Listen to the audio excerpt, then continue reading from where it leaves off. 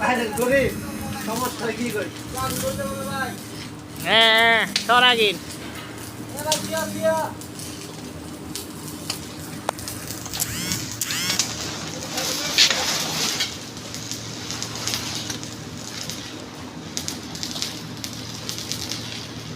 ওরা ধরে শিপটার মধ্যে বাইরে করি না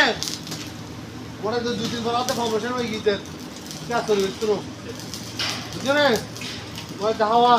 আবার বাইরে করতে আবার দেবে কইছে